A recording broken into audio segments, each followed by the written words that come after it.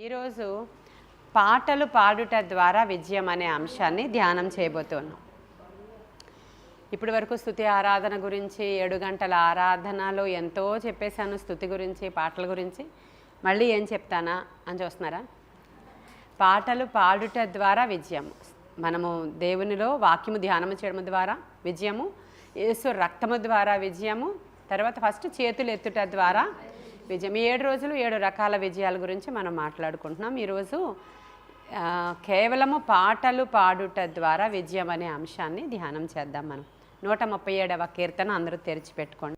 బబులోను నదుల యొద్ద కూర్చుండి ఉన్నప్పుడు మనము సియోనును జ్ఞాపకము చేసుకొని ఏడ్చుచుంటిమి. వాటి మధ్యనున్న నిరవంజి చెట్లకు మన సితారాలు తగిలించితిమి. ఇక్కడ మనం ఇది యాత్ర కీర్తనలు అంటారు, వరుసగా వస్తాయి అవన్నీ కూడా మనకు తెలుసు. వాళ్ళు సియోను యాత్రలో వాళ్ళు వెళ్ళేటప్పుడు యాత్ర కీర్తనలు అని చెప్పి కొండ మీదకి వెళ్ళేటప్పుడు వాళ్ళ జర్నీ ఎలా సాగింది, వాళ్ళు ఎలా చెరలోనికి వెళ్ళారు, ఎలా విడిపించబడ్డారు, ఏ విధంగా వాళ్ళ యొక్క సియోను పట్టణం గురించినటువంటి విషయాలు, వివరాలు అవన్నీ కూడా యాత్ర కీర్తనలో రాస్తారు వాళ్ళు. ఇక్కడ మనం చూసినప్పుడు నెబుకద్నెజరు రాజు వచ్చి వీళ్ళందరినీ చెర పట్టుకుని తీసుకుని వెళ్ళిపోయినప్పుడు పట్టణాన్ని తగలబెట్టాడు. అనేక మందిని అక్కడ ఇష్టం వచ్చినట్లుగా చంపేశారు. కొంతమంది బాలురిని తీసుకుని వెళ్ళిపోయారు. మరి వాళ్ళు దండయాత్రలు చేసినప్పుడు కొన్ని సందర్భాల్లో కొన్ని రకాలుగా తీసుకెళ్తారు. కొన్ని సందర్భాల్లో ఎవరిని చంపరు, కానీ ఆ పట్టణాన్ని తగులుబెట్టేసి అవసరమైన సంపద దోచుకొని అవసరమైన మనుషుల్ని, యవ్వనస్తులైనటువంటి టాలెంటెడ్ యోధ బాలురు చాలా జ్ఞానవంతులు కాబట్టి వాళ్ళని పట్టుకుని వెళ్ళిపోతారు. చెరలోనికి వెళ్ళిపోయేటప్పుడు ఇంక చెరలోనికి వెళ్ళిపోతున్నామని తెలుస్తుంది వాళ్ళందరికీ.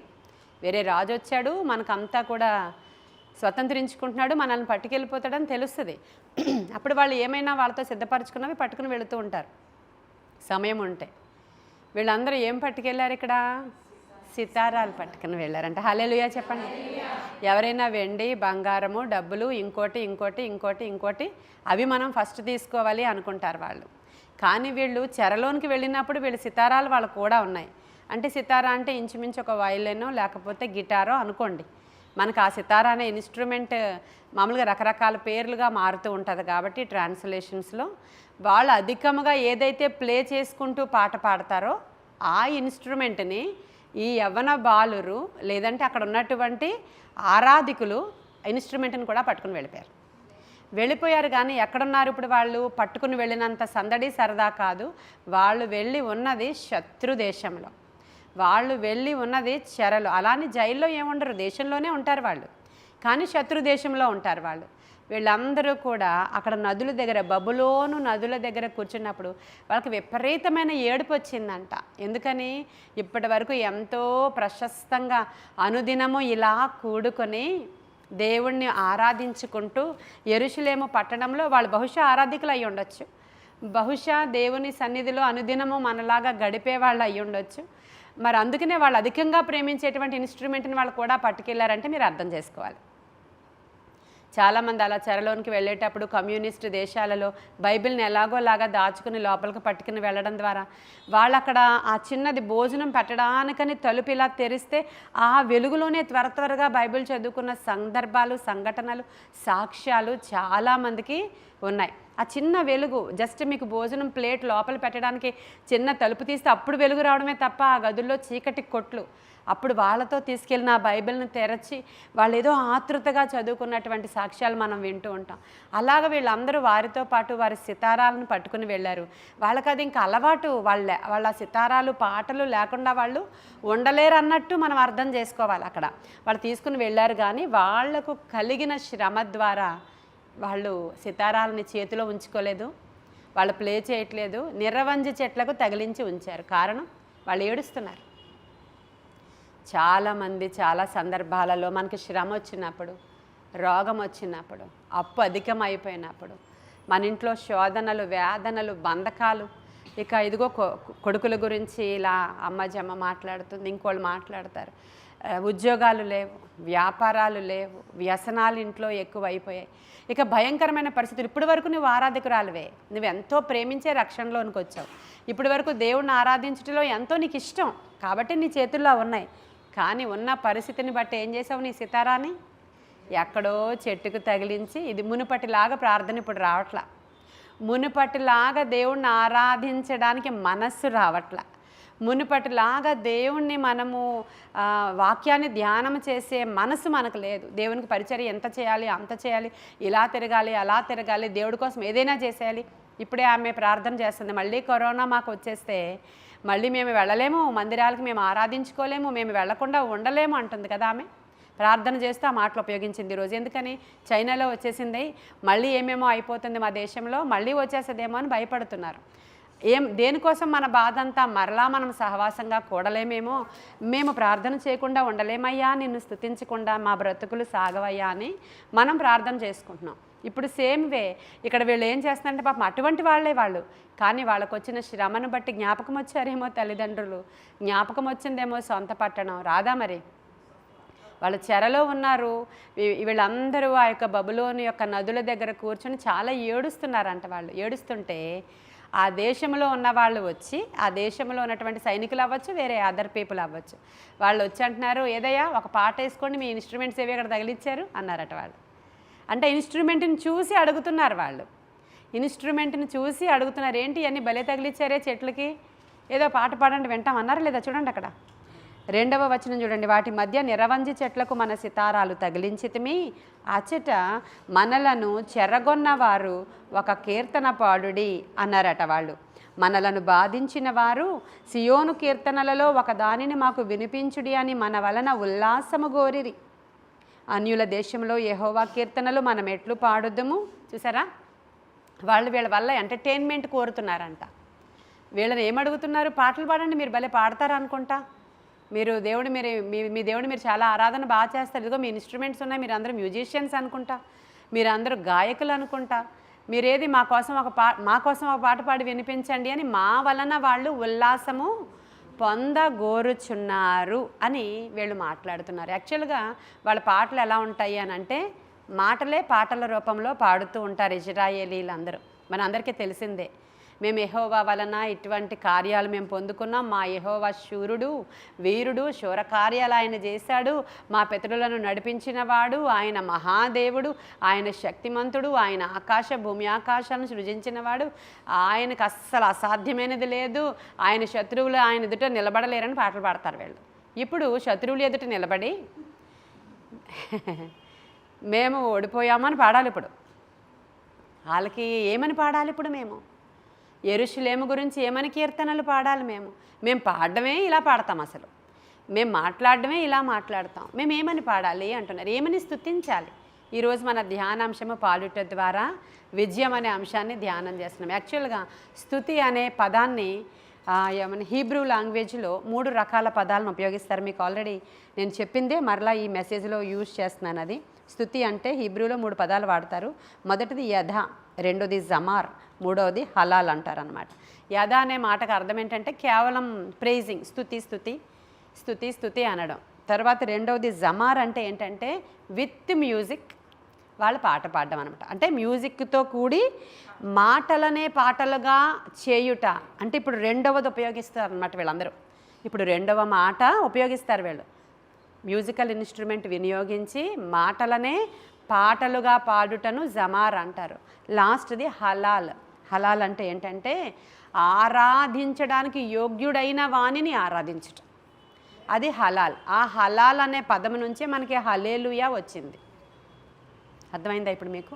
ఇప్పుడు వీళ్ళని ఏం చేయమంటున్నారు చెప్పండి? మధ్యలోది ఏంటిది? హీబ్రూ వర్డ్ చెప్పండి. జమార్.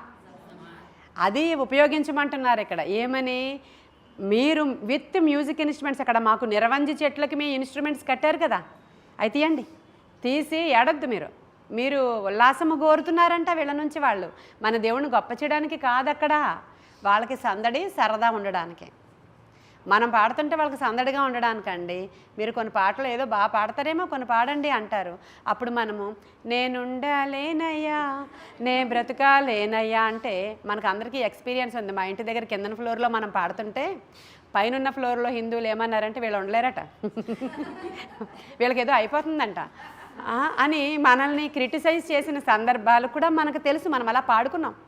మనం పాడుతుంటే పైన వాళ్ళు క్రిటిసైజ్ చేశారు, ప్రక్కన వాళ్ళు క్రిటిసైజ్ చేశారు, వీళ్ళు ఏదో తొందర వచ్చేస్తుందంట, వీళ్ళు ఏదో ఉండలేరంట అని మనల్ని ఆట పట్టించారు. వాళ్ళకి ఎలా ఉంది? అది వాళ్ళకి ఉల్లాసంగా ఉంది. మనమేమంటున్నాం? అయ్యా నీవు నాతో ఉండకపోతే నేను ఉండలేనయ్యా, మా పరిస్థితులు ఇలా ఉన్నాయి నాయనా, మమ్మల్ని జ్ఞాపకం చేసుకోండి అయ్యా అని మనం పాటలు పాడుకుంటున్నాం. మనం అలాగే ఉండిపోయామా? లేదు కదా. మనల్ని దేవుడు విడిపించాడు అక్కడి నుంచి.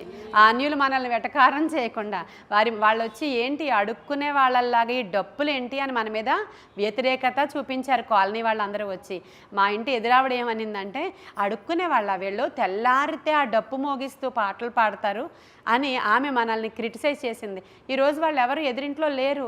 వాళ్ళు మొత్తం ఖాళీ చేసి వెళ్ళిపోయి ఇప్పుడు 2 సంవత్సరాలు 3 సంవత్సరాల నుంచి 4 సంవత్సరాల నుంచి ఇల్లు ఖాళీగా ఉంది.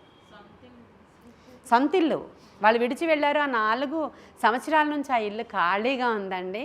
మనం అక్కడ ఆరాధన చేస్తూనే ఉన్నాం. ఇంకా సరికదా మనల్ని అలా ఎవరు అనలేని స్థలంలోనికి క్లోజ్డ్ హాల్ని దేవుడు మనకు బహుమానంగా ఇచ్చాడు. మనం పాట పాడడం ద్వారా మనం అక్కడ విడుదల పొందుకున్నాము. కానీ వాళ్ళకి అది ఉల్లాసము, వెటకారము. మన దేవుని గురించిన మాటలు వాళ్ళకి ఆ విధంగా ఉన్నాయి, కానీ మనకు అది జయము. ప్రియమైన దేవుని బిడ్డలారా, కాబట్టి వీళ్ళందరూ ఏమంటున్నారంటే ఆ ఏడుపులోనే కొన్ని మాటలు అంటున్నారు. యెరూషలేమా, అసలు నిన్ను మేము మర్చిపోవడం సాధ్యమా? ఒకసారి చూడండి, ఆ మాటలు మాట్లాడతారు వాళ్ళు. మనలను బాధించిన వారు సియోను కీర్తనలలో ఒకదానిని మాకు, సియోను అంటే యెరూషలేమండి, ఆ కీర్తనలలో ఒక కీర్తన పాడమన్నారు. అన్యుల దేశంలో యెహోవా కీర్తనలు మనం ఎట్లు పాడుదామని క్వశ్చన్ మార్క్తో తర్వాత వెంటనే యెరూషలేముని జ్ఞాపకం చేసుకుంటున్నారు వాళ్ళు. యెరూషలేమా, నేను నిన్ను మరచిన ఎడల నా కుడి చేయి తన నేర్పు మరచునుగాక. ఎలా మర్చిపోతాము మేము యెరూషలేముని? ఎలా మర్చిపోతాము సియోను గీతాలని? ఎలా మర్చిపోతాము మా దేవుని యొక్క కార్యాలనని? మరలా వీళ్ళకి ఆటోమేటిక్గా నోట్లోంచి పాటలు వచ్చేస్తున్నాయి అంతే. అక్కడ వాళ్ళు మర్చిపోలేరు. ఆ పాటలే వాళ్ళకి విడుదలనిచ్చేవి. కాబట్టి ఒకవేళ యెరూషలేమును కానీ నేను మర్చిపోతే నా కుడి చేయి తన నేర్పు మరుచునుగాక. నేను నిన్ను జ్ఞాపకము చేసి కొనని ఎడల నా ముఖ్య సంతోషము కంటే నేను యెరూషలేమును హెచ్చుగా ఎంచని ఎడల నా నాలుక నా అంగిటికి అంటుకొనుగాక. చూసారా ఆ మాటలు మీరు వింటున్నారా? నీకు సంతోషాలు అన్నిటిలోనే ముఖ్యమైన సంతోషం కంటే ఎక్కువైన సంతోషం ఏంటంట? దేవునిని ఆరాధించుట, దేవుని గూర్చి పాటలు మీరు పాడుట. అలా నేను పాడకపోతే ఎందుకు వచ్చిన అంగిడి నాది? ఎందుకు వచ్చిన నాలుక నాకు? నేను నా దేవుణ్ణి పాట పాడకుండా మౌనినైపోతే మట్టిలోనికి దిగిపోయేవాడి వలె, నేను మౌనంగా ఉండిపోతే నా శ్రమను బట్టి, నా ఇక్కట్లను బట్టి, నా ఇరుకులను బట్టి, నా అవమానాన్ని బట్టి, నా నిందను బట్టి, నా బాధను బట్టి నేను మౌనినైపోతే ఎందుకు వచ్చిన నాలుక? అది నా అంగిటికి అంటుకుపోవునుగాక. అది పాటే. పాటలోనే పాడుకుంటున్నారు వాళ్ళు. ఏదైనా జమారు చేస్తున్నారు వాళ్ళు. అక్కడ వాళ్ళు మ్యూజిక్ ఇన్స్ట్రుమెంట్స్తో మాటనే పాటగా వాళ్ళు పాడేసుకున్నారు. అది విషాద గీతాలు అన్నమాట అవి. ఆ పాటను వాళ్ళు పాడుతున్నారు. యెహోవా, ఏదోము జనులు చేసినది జ్ఞాపకము చేసుకొనుము, యెరూషలేము పాడైన దినమును జ్ఞాపకము తెచ్చుకొనుము, దానిని నాశనము చేయుడి, సమూల ధ్వంసము చేయడని వారు చాటిరి గదా.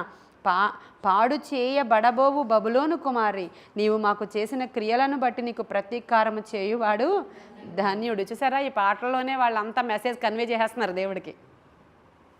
అప్పుడు వచ్చినటువంటి చెరలో ఉన్న మమ్మల్ని, అదిగో వాళ్ళు అలా చేశారో ఏదోమని ఇది జ్ఞాపకం చేసుకో, ఖచ్చితంగా మమ్మల్ని చెరలో తెచ్చినటువంటి వాళ్ళ యొక్క గతి మేము చూస్తాం, అది చేసిన వాడు ధన్యుడు అనుకొని వాళ్ళు చాలా పాటలు అక్కడ ఇంకా ఏం చేస్తారు, అది విషాద గీతం అనుకోవాలి మనం, కానీ పాటే అది. పాట ద్వారా అక్కడ వాళ్ళు విజయం పొందుకుంటున్నారు. ఎప్పుడు కూడా నీ నిరవంజి చెట్లకు మీ సితారాలను మీరు తగిలించొద్దు. ఎక్కడ ఉంచాలి? ఎక్కడ ఉంచాలో అక్కడే ఉంచాలి. అలాగా చెర వచ్చింది కదా, బాధ వచ్చింది కదా, వేదన వచ్చింది కదా అని ఈరోజు నువ్వు ప్రార్థన చేయడం ఆపకూడదు, వాక్యము ధ్యానం చేయడం ఆపకూడదు. అన్నిటికంటే ముఖ్యంగా పాట పాడడం. నువ్వు పాటలు ఎప్పుడు పాడతారు? సంతోషంగా ఉన్నప్పుడే పాడతారు. ఇంకా ముందుకు పోతే ఇంకొంచెం మంచి పాటలు రాస్తున్నారు చాలామంది, కాబట్టి కన్నీరు వచ్చినప్పుడు కూడా పాడుకుంటారు. కానీ మనము మాత్రము విజయం రావడానికి పాటల ద్వారా మనకిచ్చిన తలాంతుని మీరు పాడుతూ ఉంటే అనేక మంది విడుదల పొందుకుంటారు. ఎవరో ఒక పాట మీరు పాడుతూ ఉంటే వెనకాల ఉన్న వాళ్ళు ఆ పాటలో మేము విజయం పొందుకున్నామన్నారు. ఒకరోజు మనం ఓడిపోమయ్య ఆ పాట పాడుతూ ఉన్నప్పుడు ఆ రోజు కోర్టు కేసు జరుగుతుంది. ఎవరికి? శైలజ గారి వాళ్ళకి. శైలజ గారికి 2 కేసులు, అది కోర్టు కేసులు చాలా క్రిటికల్గా క్రూషియల్గా ఉన్నటువంటి టైం అది. అన్ని సంవత్సరాల నుంచి జరగలేనిది ఆ పాట పాడుతూ ఉంటే నేను ఈ పాటలో జయం పొందుకున్నానని నమ్ముతున్నాను పాస్టమ్మ గారు. మళ్ళీ సెకండ్ టైం మీరు రిపీట్ చేయించారు, నాకు జయం వచ్చిందన్నారు. ఆ 2 కేసులు ఒకేసారి ఒకే రోజు కొట్టేశారు. హల్లెలూయా. ఏం జరుగుతుందండి? అద్భుతాలు చేసే దేవుడు మనతో ఉన్నాడు కదా. అది ఎవరో పాడుతున్నారు, పిల్లలు పాడుతున్నారు, లిల్లీ గారు పాడుతున్నారు, మోనికా పాడుతుంది. వీళ్ళు పాడుతుంటే వాళ్ళకి జయం రావడం ఏంటి? వాళ్ళు పాడలేదు. అలాంటి పాటలు మనం పాడాలని ఆశపడుతున్నాడు దేవుడు. పాటలో జయం అంతే. అక్కడ పాట పాడుతుండగా వీళ్ళ డాడీ హాస్పిటల్ అడ్మిట్ అయి ఉన్నారు. కరోనా టైం అది. కరోనా ఆక్సిజన్ స్టేజు ఇక్కడ ఇంట్లో ఉంచడానికి వీల్లేదు. హాస్పిటల్ అడ్మిట్ చేశారు. పక్కన పేషెంట్, ఈ పేషెంట్, ఆ పేషెంట్ అందరూ వెళ్ళిపోతున్నారు. ఈమె డాక్టరే కానీ ఒక్కతే కూర్చుని ఉంది. వాళ్ళ ఫాదర్ దగ్గర అందరూ వెళ్ళిపోయారు. పోనీ ఏమైపోతుంది, నేను పోయినా సరే పర్లేదని ఎంత కక్ష వచ్చేసింది తనకి. ఇంకేం చేయాలో తెలియక, ఏం చేయగలం, ఇంకా పరిస్థితులు ఇంత బ్యాడ్గా ఉన్నాయని. ఆ సమయంలో ఆవిడ ఇంట్లో ప్రార్థన చేస్తుంది. ఘనమైనవి నీ కార్యములు అనే పాట మొదలుపెట్టింది ఆవిడ. ఏం చెయ్యాలో నాకు తెలియదయ్యా, ఈ వేకు నా భర్త అక్కడ ఉన్నాడు, ఆక్సిజన్ స్టేజ్, అసలు బిడ్డ అక్కడ ఉండిపోయింది, తను కూడా మరి చుట్టూరు కరోనా పేషెంట్స్, నేనేం చేయాలో నాకు అర్థం కాదు. నీ కార్యాలు ఘనమైనవి అంతే తెలుసు. నాకు చేసిన దేవుడు నా భర్తకు చేస్తావని ఘనమైనవి మొదలుపెట్టిందంట ఆవిడ. ఈ ఘనమైనవి నీ కార్యములు నా ఎడలా అనే ప్రార్థన చేస్తూ ఉంటే తెల్లవారేటప్పటికి ఈమె నాకు ఫోన్ చేసింది. ఆ రోజు నా పుట్టినరోజు, కానీ నేను ఏడుస్తూనే ఉన్నాను. హాస్పిటల్లో ఉన్న నా సంఘ సభ్యుల కొరకు 3 ఉన్నారు ఆ రోజు హాస్పిటల్లో సంఘ సభ్యులు. ఆ రోజు ఉదయాన్నే నేను ప్రొఫెటికల్ ప్రేయర్ చేశాను, నేను బ్రేక్ త్రూ ఇచ్చాను. నేను ఈ పాపకి చెప్పాను, తను ఏడుస్తుంది. అప్పటి వరకు ఏడలేదు కానీ ఆ రోజు ఏడుస్తుంది.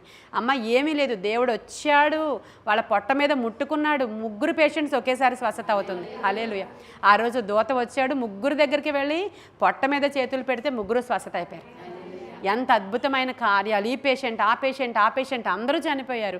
ఘనమైనది నీ కార్యములు నాయడలనే పాట ఆమె పాడుతూ ఉండగా చెరలో నుంచి విడిపించబడిన అనుభవం తను పొందుకుందంట. ఏంటండి ఇవి? ఆవిడ సింగర్ కాబట్టి పాడతారు పాస్టమ్మ గారు, నేనేం చేయాలి అని మనం అనుకుంటున్నామా? మనకు రావా? ఇజ్రాయిలీలో ప్రతి ఒక్కరూ పాటలు పాడువారే. అదే నేను చెప్పాను కదా, ఇప్పుడు 3 రకాలండి. 3 రకాల పాటల్లో ఈ హలాల్ చేసేవాళ్ళు వేరు, దేవుణ్ణి ఘనపరిచి స్తుతించేవారు యాజకులు, వాళ్ళ లోపలికి వెళ్ళి హలాల్ చేస్తారు. కానీ సింగర్స్ ఉంటారు, వాళ్ళు ఏం చేస్తారంటే మాటనే పాటగా కట్టేయగలరు. వాళ్ళు మీ మాటలనే పాటగా మీరు పాడుకోండి. కేవలం ఫస్ట్ కేవలం స్తుతించుకోండి. కేవలం స్తుతించేవారు. నీకు స్తుతి రాదా? నీ నోరు లేదా? నీ నాలుక నీ అంగిటికి అంటుకుపోయిందా? లేదు కదా. ఇంకా నీ నోరు ఉంది కదా. మృతులైన వారు మను నిన్ను సన్నుతించినా మృతులే కదా. నిన్ను సన్నుతించకుండా వాళ్ళు సమాధిలోనికి దిగిపోయిన వారే నిన్ను సన్నుతించలేరు. మను నిన్ను సన్నుతించునా అన్నాడు దేవుడు. కాబట్టి మనం మంటికి ఇంకా వెళ్ళిపోలేదు, కాబట్టి స్తుతించాలి. ఏ పరిస్థితుల్లోనైనా పాటలు పాడుట ద్వారా విజయం ఎన్ని రెఫరెన్సెస్ ఉన్నాయంటే ఇక మనకు తెలుసు. పౌలు శీలల యొక్క విజయం వాళ్ళ రహస్యము పాటే కదా. పాటేనా? వాళ్ళు ఇజ్రాయేలీలు, వాళ్ళు యూదులు, వాళ్ళకి ఈ పాటలు కామన్గా వచ్చు. కానీ ఆ పాటలను ఆ సమయంలో కూడా నువ్వు వీరుడివి, నువ్వు శూరుడివి, అక్కడ వాళ్ళని విడిపించావు, ఇక్కడ వీళ్ళని విడిపించావు, దావీది ఇది చేసావు, అది చేసావు అని, దావీదికి అది చేసావు అని పాడుతున్నారు వీళ్ళు.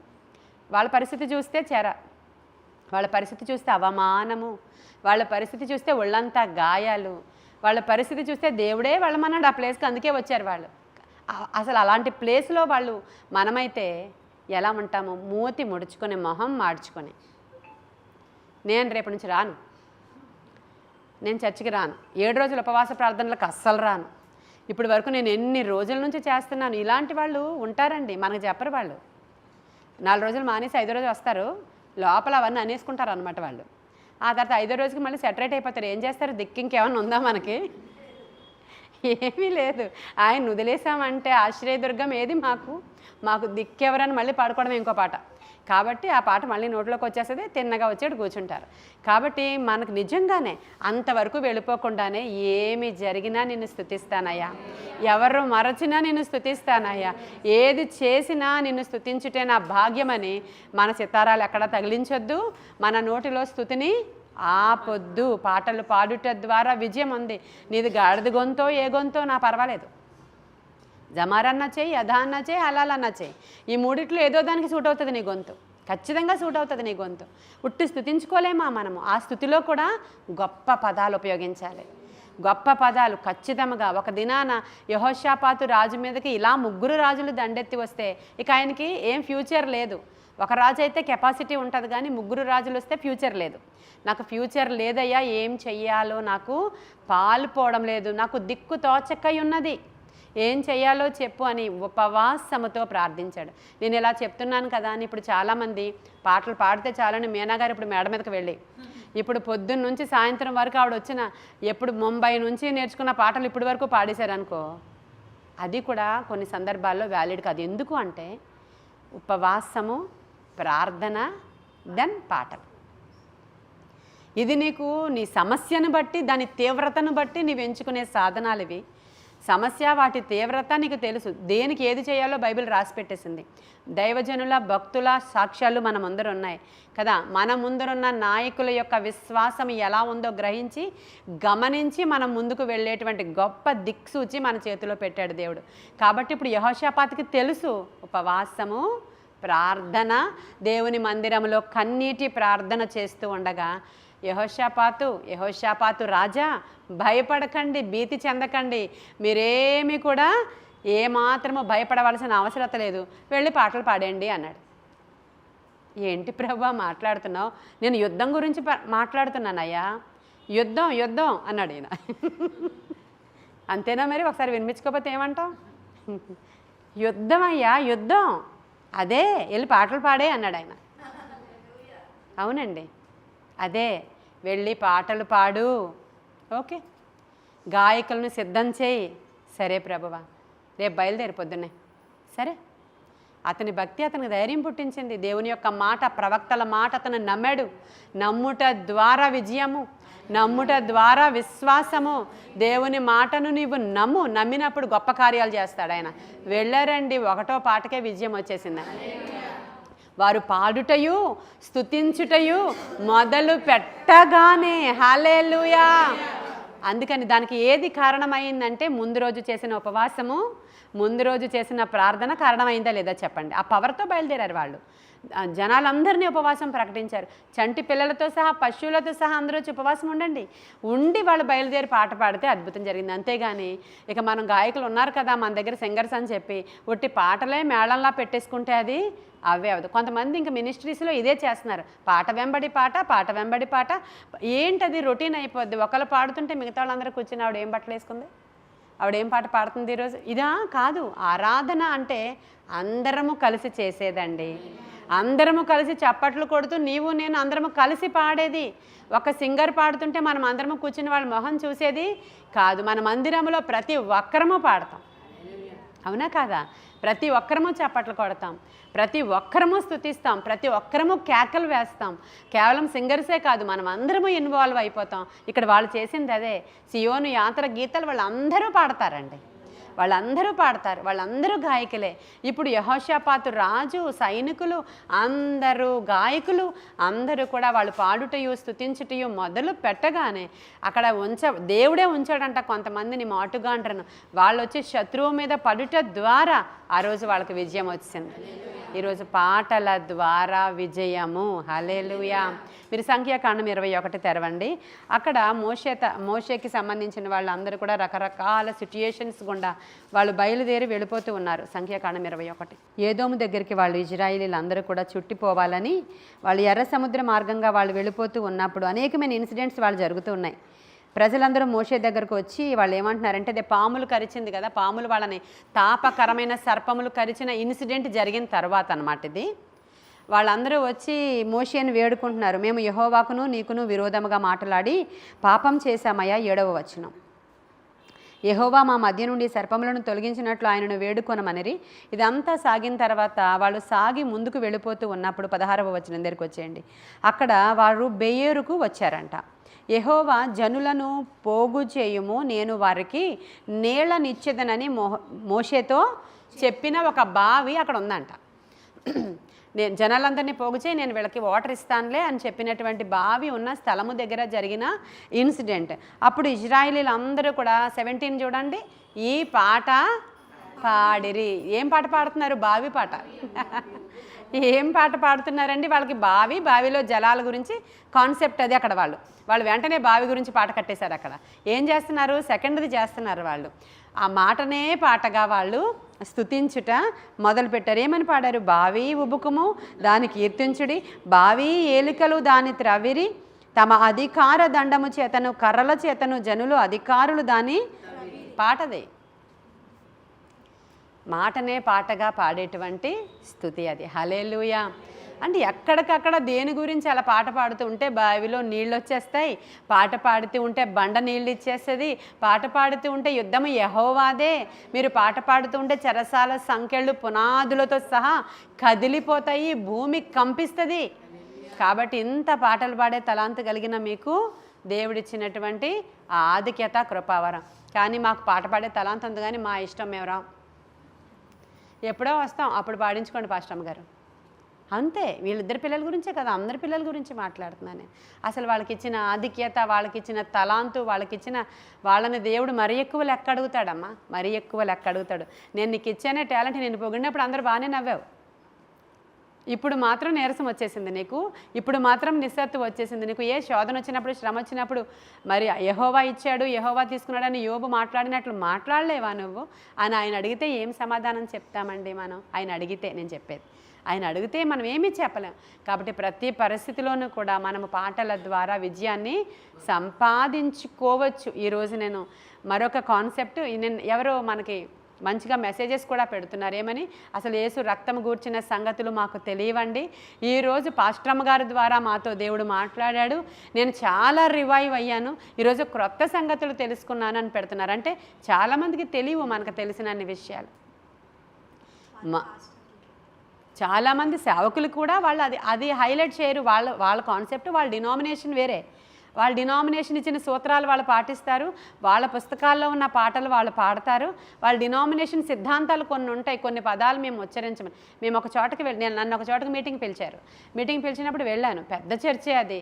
పాస్టమ్మ గారు మీరు మధ్య మధ్యలో హల్లెలూయా అని చెప్పకూడదు అన్నారు. హల్లెలూయా అనొద్దా? నేను వాక్యం చెప్తున్నప్పుడు అలవాటు నాకు, మధ్యలో హల్లెలూయా అంటే అనకూడదు అని చెప్పారు. ఎంత కష్టమండి నాకు అది, నాకు చాలా కష్టం. నాకు ముందే ఆ విషయం తెలుసుంటే నేను వెళ్ళేదాన్నే కానేమో, నాకు తెలీదు. నాకు ముందే తెలుసుంటే వెళ్ళేదాన్ని కానేమో, ముందే ఇక్కడే నేను పౌరుషం పడేదాన్నేమో, నాకు తెలీదు. అలా కూడా అనుకోకూడదు, ఎందుకంటే ప్రతి దాని దగ్గరికి వెళ్ళి చెప్పాల్సింది చెప్పాలి. అందుకే ముందు చెప్పలేదేమో దేవుడు నాకు. మొత్తానికి వెళ్ళాక అక్కడ నేను ఎంత ట్రైన్ అవ్వాలంటే, ఇప్పుడు నేను మధ్యలో ఈ పదాలు చెప్తూ అయినా సరే లతా శాంతి హల్లెలూయా అన్నారు మధ్యలో. వాక్యం చెప్తూ ఉంటే వాళ్ళిద్దరూ హల్లెలూయా చెప్పారు. ఇలా చూశారు పెద్దలు మా వైపు. పెద్దలు ఉంటారు కదా అన్ని చర్చల్లో, చాలా చర్చెస్లో పెద్దలు లతా వాళ్ళ వైపు ఇలా చూశారు, వీళ్ళేమో పక్క తిప్పేసుకున్నారు.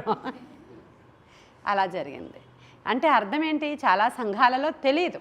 ఇలా స్తుతించుట ద్వారా, హల్లెలూయా చెప్పుట ద్వారా, వట్టి యేసునామం ఉచ్చరించుట ద్వారా, కేవలము పాటలు అలా పాడుతూ ఉంటేనే మనకు విజయాలు బోళ్ళొచ్చినాయి. అలా చాలా విజయాలు మనం సంపాదించుకున్నాం. అలా మనం స్తుతించుట ద్వారా గొప్ప కార్యాలు జరిగాయి. పాట వెంబడి పాట మనం పాడుతూ ఉంటే గొప్ప గొప్ప హీలింగ్స్ అయిపోయినాయి మన దగ్గర కదా. నేను లార్డ్ సపర్ ఇచ్చాను. నేను ఆ లార్డ్ సపర్ ఇస్తున్నప్పుడే చాలా హీలింగ్స్ వచ్చాయి. నేను ఆ వచ్చినటువంటి క్యాన్సర్తో ఉన్నవాడికి నేను లార్డ్ సపర్కి ఆగితే ఆగారు వెనకాల అందరూ, రికార్డ్ అయితే అయింది, నాకెందుకు, నాకు ప్రేరేపిస్తున్నారు దేవుడు. ఆవిడ బాప్తిస్మం తీసుకోలేదు. అప్పుడు మన డాక్టర్ అమ్మ వచ్చి అడుగుతుంది, ఆవిడ బాప్తిస్మం తీసుకోలేదు, లార్డ్ సపర్ ఇస్తారా? ఇస్తాను, ఆవిడ పేషెంట్. నేను ఆ లార్డ్ సపర్కి ప్రార్థన చేశాను, అయ్యా ఇది నీ రక్తం, అది ఎవరైనా తీసుకోవచ్చు, అనారోగ్యం గలవారికే కానీ ఆరోగ్యం గలవారికి కాదు ఈ రక్తం, కాబట్టి ఆమెకి నేను ప్రోక్షిస్తున్నాను, అద్భుతం జరిగించన్నా. దేవుడు ఏం చేశారో తెలుసా? నిన్నటి నుంచి ఆవిడ మూల్గలో స్పెషల్గా క్రొత్త రక్తం తయారవుతుంది. మూల్గను చూపించారంట పాస్టర్ గారికి. ఏం అద్భుతం అండి! రక్తం ఎక్కడ తయారవుతుంది? మూల్గలోనే తయారవుతుంది. అదే బోన్ మ్యారో అంటారు. ఆ లార్డ్ సపర్ ఆమె తీసుకుంది, దేవుడు ఏం చూపించాడంటే ఆమె మూల్గలో 3 grams ఉంది రక్తం ఆమెకి. ఇప్పుడు ఎంత ఉందో మనం నెక్స్ట్ మంత్ చూడాలి. హల్లెలూయా, హల్లెలూయా. అది కంప్లీట్గా బాడీ అంతా క్యాన్సర్ స్ప్రెడ్ అయిపోయినటువంటి పేషెంట్ ఆవిడ. కాబట్టి ఎంత అద్భుత కార్యాలు దేవుడు చేస్తున్నాడు. కాబట్టి ప్రతి దానిలో మనం అప్లై చేయడం దానిలో ఉంది. దేవుడు మనకిచ్చిన ప్రతి దానిలో విజయం పొందుకోవడంలో ఉంది. ఎన్నో సాక్ష్యాలు ఈరోజు మారని వారు మారుతున్నారని. ఈరోజు ప్రేయర్ వారియర్కి ఒక ఫోన్ కాల్ వచ్చింది హైదరాబాద్ నుంచి. దాంట్లో ఆవిడ 7 hours ప్రేయర్కి హైదరాబాద్ నుంచి వచ్చారంట. ఆవిడ సేవకురాలు, వాళ్ళ భర్త మాత్రం ఇంకా సేవలో లేరు, సేవకి సహకరించరు.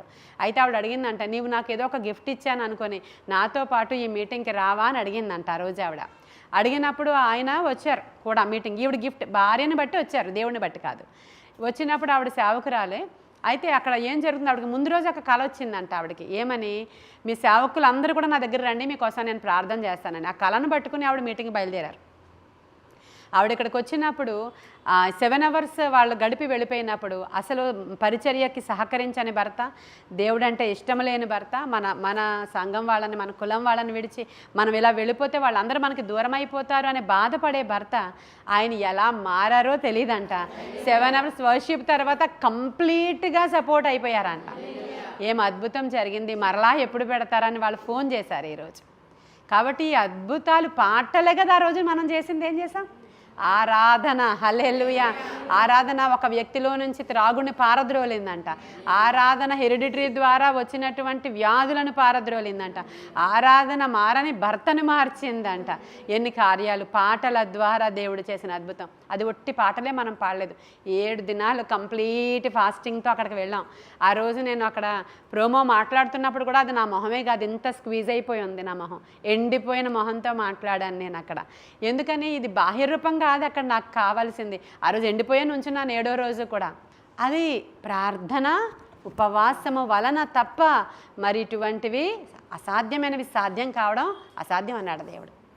ఇవన్నిటితో పాటు పాటలు అంతే తప్ప మనం అందరం ఊరినే పాడడానికి వెళ్ళిపోయామా? కాబట్టి ఇవన్నీ జ్ఞాపకం చేసుకోండి. మనం ఇంకా పాటలు పాడి మరలా ఈ ఇయర్లో ఎప్పుడో ఇంకా మన డేట్ అనౌన్స్ చేయలేదు దేవుడు. ఆయన చెప్పినప్పుడు మరలా ఘనమైన ఆరాధనలు జరిగించి అనేకులను విడిపించడానికి అవసరమైన కృప దేవుడు మనకు అనుగ్రహించును గాక. ఈ కొన్ని మాటలు దేవుడు మన వెనుకిడిలో దీవించును గాక. ఆమేన్. ప్రార్థన చేసుకుందాం. మహాపరిశుద్ధుడైన తండ్రి, మహోన్నతుడైన దేవ, పాటలు పాడుటలో విజయం అనే ఈ కాన్సెప్ట్ అనేక మంది దగ్గరికి నాయనా వెళ్ళి అనేకులను వారు స్తుతించేవారుగా తయారు చేయాలని ఆశపడుతున్నాను. ఇవి వట్టి మాటలు కావు, ఇవి జీవము గల నీ మాటలయ్యా. అయా, నీ ద్వారా ప్రేరేపించబడి జనులలోనికి మెసేజెస్ పంపిస్తూ ఉండగా నాయన ఒక గొప్ప ఉజ్జీవము రగులునుగాక. చెరలో ఉన్నవారు విడిపించబడుదురుగాక, బంధకాలలో ఉన్నవారు విడిపించబడుదురుగాక, బాధలలో ఉన్నవారు విడిపించబడుదురుగాక, వారి సాక్ష్యాలు పరిమళించునుగాక, వాళ్ళ రిపోర్ట్స్ తారుమారవునుగాక, ఆత్మకార్యాలు జరుగునుగాక, అద్భుతమైన విజయము మాకు వచ్చునుగాక. అసాధ్యమైన దాన్ని సాధ్యపరచువాడా, నీకు స్తుతి స్తోత్రాలయ్యా, వందనాలయ్యా, మహిమ ఘనత ప్రభావాలయ్యా, స్తోత్రార్హుడా నీకు వందనాలయ్యా. నీకే స్తోత్రములు చెల్లించుకుంటూ యేసయ్య శ్రేష్ఠ నామంలో ఈ ప్రార్థన, ఈ వర్తమానము నాయన నీ సన్నిధానానికి సమర్పించుకుని అడిగి వేడుకొని పొందుకొని ఉన్నాము మా ప్రియ పరలోకపు మా తండ్రి. God bless you.